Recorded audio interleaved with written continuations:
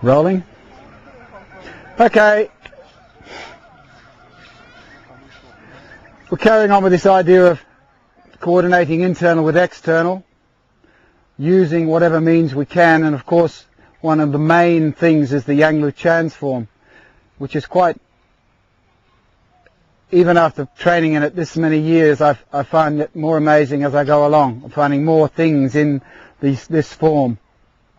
I'm learning from it myself all the time. And as I go through it myself, I always come back to the idea that it's so necessary to have learnt the very basic form perfectly before going on to all this stuff and all the opening and the closings and the small frame and everything else. It's so important to have got the very basics down, and you must have them perfectly before you can go on to anything else. And I literally see this all around the world. I mean, I get people, it's okay to buy the tapes because you give me money.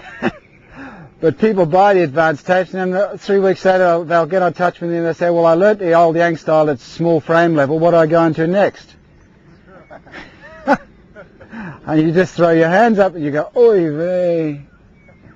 Well, throw your hands up in the air. So that's what we're going to be dealing with, is what I call the correction series, where I look at what everyone, those people who do it at a basic level, I look and I see what, I know basically what errors are being made and what mistakes people usually make at a basic level. But it's good for me to look at everyone doing it and say, okay, let's just do this little bit, because what one person does wrong, usually you'll find that most people get wrong as well. So let's start from the very top. And of course, those people who don't know this form yet, you can learn it as we go through it, of course, because I'll be teaching very basic form. Up, down, out. I'm not going to be teaching any open and closing movements. The only compensation I do make nowadays is a few of the yin and yang hand movements, which were never taught at a basic level, but I like to teach it because I find that someone with a medium amount of intelligence can actually understand, I do this with the hands. So I usually throw in a couple of those, but keep in mind that at a very basic level they were never even taught. It was just taught in block form so that people would get the exact body placement correct, because remember, these things were made by people of genius, and they didn't say to do it this way, scrunching your foot under, and then opening your foot like a cat and placing it yang, and then rolling yang onto the ball of your kidney 1 point. They didn't say that for the sake of saying it. They said it for a reason. And the reason, of course, is to slowly bring you up to adding to your physical energy this internal energy. They wouldn't say that to you, as I'm saying to you now, because everyone says, oh, I'm going to add this to my thing, I'm doing that.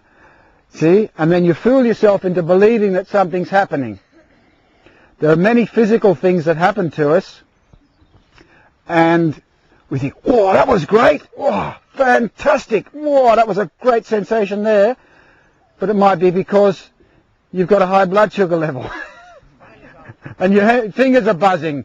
They're buzzing because they're screaming out saying, help, help, your blood's like syrup. That's what they're saying to you, you see. So there are many physical things that can happen to you which can fool you into believing that something internal is happening. So which is why they tended not to say to you this information, not that they could translate it into English anyway, that was another reason, but because then people then go and look for it. I like to tell this little anecdote.